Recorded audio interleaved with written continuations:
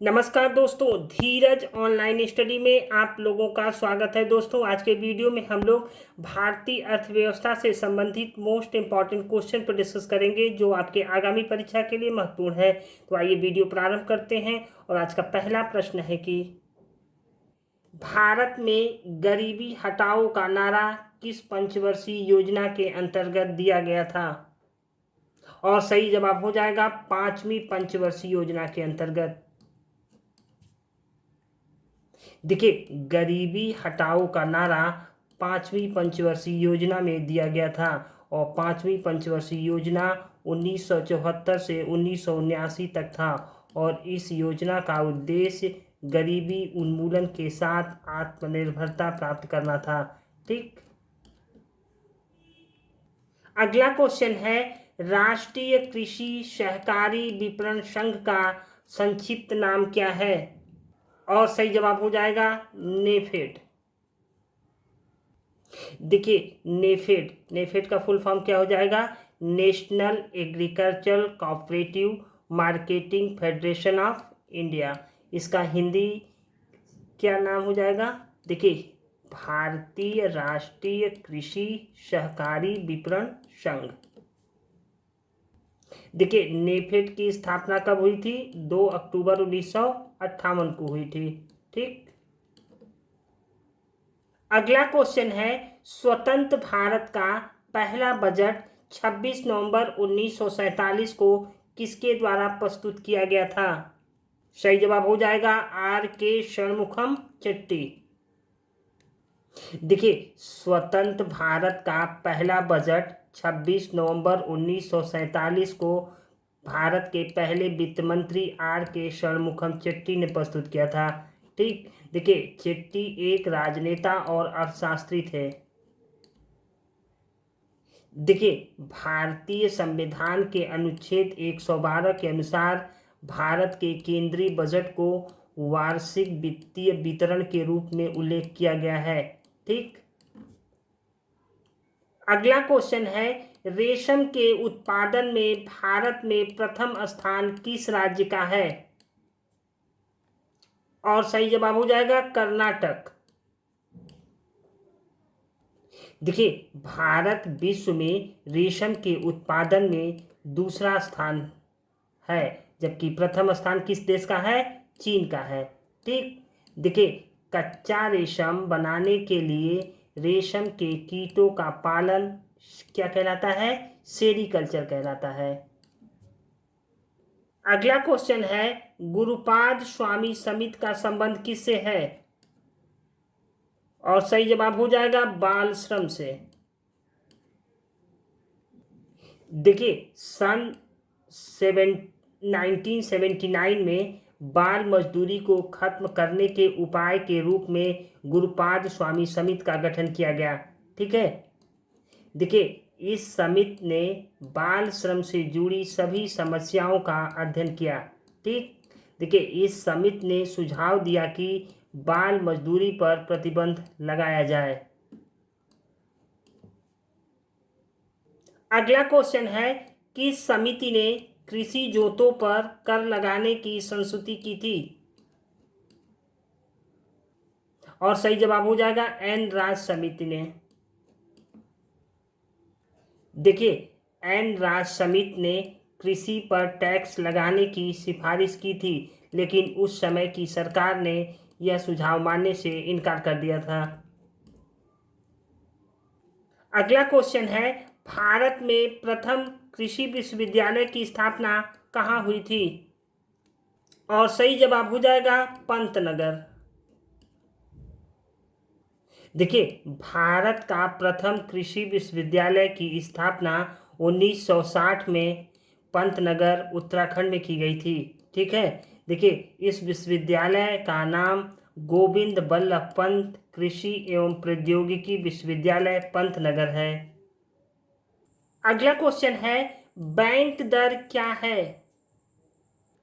देखिए, जिस सामान्य ब्याज दर पर रिजर्व बैंक द्वारा वाणिज्यिक बैंकों को पैसा उधार दिया जाता है वह बैंक दर कहलाती है।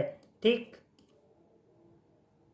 अगला क्वेश्चन है, भारत में पहली बार विनिवेश आयोग की स्थापना कब की गई थी? और सही जवाब हो जाएगा अगस्त 1996 में। देखिए, भारत सरकार ने उद्योग मंत्रालय के अंतर्गत एक विनिवेश आयोग का गठन 1996 में किया था।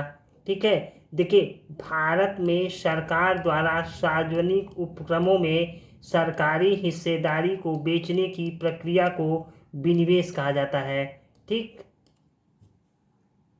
अगला क्वेश्चन है, भारत में राष्ट्रीय आय समंकों का आकलन किसके द्वारा किया जाता है? और सही जवाब हो जाएगा केंद्रीय सांख्यिकी संगठन यानी सीएसओ द्वारा। देखिए, भारत में राष्ट्रीय आय की गणना केंद्रीय सांख्यिकी संगठन यानी सीएसओ द्वारा किया जाता है। ठीक है, देखिए, केंद्रीय सांख्यिकी संगठन की स्थापना कब की गई थी? 1951 में की गई थी। और इसका मुख्यालय कहाँ है? नई दिल्ली में।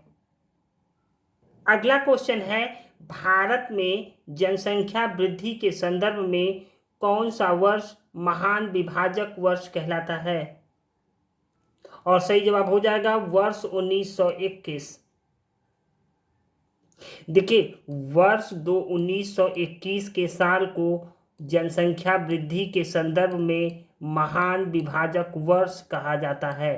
ठीक है, वर्ष 1901 के बाद सिर्फ 1911 से 1921 के बीच का दशक ही ऐसा समय था जब भारत की जन आबादी घटी। ठीक, देखिए, 1921 के बाद भारत की आबादी बढ़ती ही चली गई। ठीक, इसलिए वर्ष 1921 को महान विभाजक वर्ष कहते हैं। ठीक है, अगला क्वेश्चन है, किसी वाणिज्यिक बैंक में कुल जमा राशि का वह भाग जिसे रिजर्व बैंक के पास अनिवार्य रूप से जमा करना पड़ता है उसे क्या कहा जाता है? देखिए, सही जवाब हो जाएगा नगद आरक्षित अनुपात यानी CRR। ठीक, अगला क्वेश्चन है, नेशनल स्टॉक एक्सचेंज यानी NSE का गठन कब किया गया था?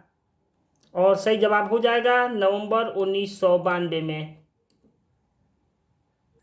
देखिए, नेशनल स्टॉक एक्सचेंज यानी NSE भारत का सबसे बड़ा स्टॉक एक्सचेंज है।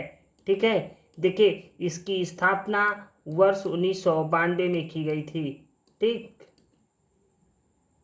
अगला क्वेश्चन है, लघु उद्योगों को वित्त प्रदान करने के उद्देश्य से किस वर्ष भारतीय लघु उद्योग विकास बैंक यानी सिडबी की स्थापना की गई थी?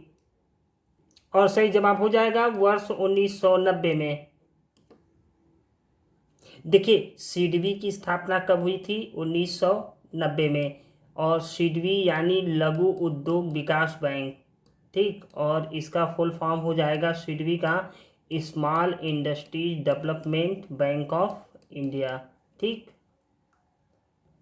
देखिए, सिडबी की स्थापना अक्टूबर 1989 में हुई थी और सिडबी ने अपना कार्य प्रारंभ किया था 1990 से। और सिडबी का मुख्यालय लखनऊ उत्तर प्रदेश में स्थित है। ठीक, अगला क्वेश्चन है, भारतीय स्टेट बैंक की स्थापना कब की गई थी?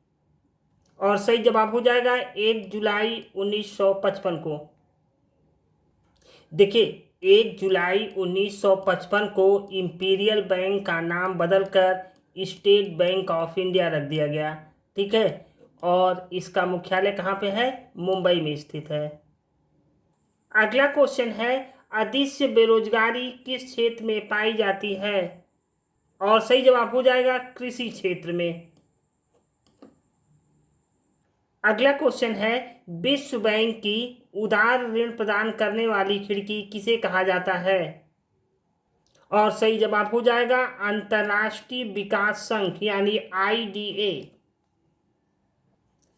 अगला क्वेश्चन है, मीरा सेठ समिति का संबंध किससे है? और सही जवाब हो जाएगा हथकरघा के विकास से। मीरा सेठ समिति का संबंध किससे है? हथकरघा के विकास से।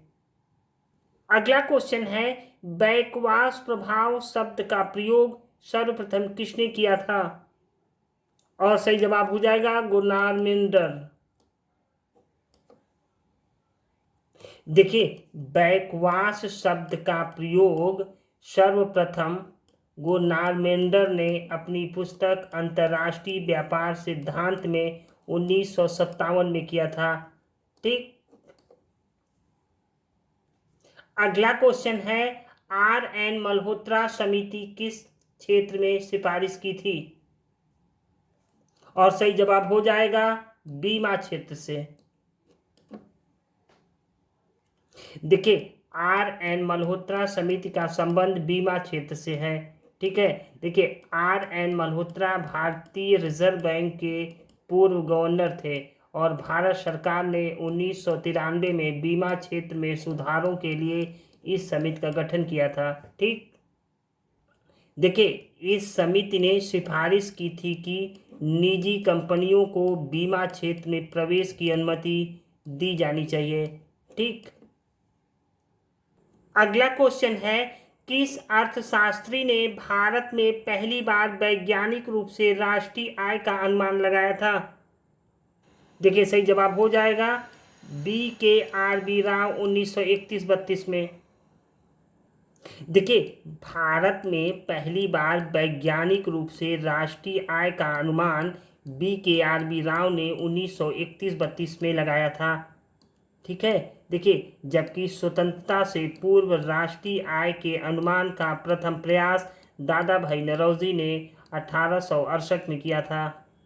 ठीक। अगला क्वेश्चन है, इंदिरा आवास योजना का 21 सितंबर 2016 को पुनर्गठन कर कौन सी योजना प्रारंभ की है? और सही जवाब हो जाएगा प्रधानमंत्री आवास योजना। देखिए, इंदिरा आवास योजना का नाम बदलकर प्रधानमंत्री आवास योजना सितंबर 2016 में कर दिया गया था। ठीक। देखिए, इंदिरा आवास योजना का प्रारंभ कब किया गया था? 1985-86 में।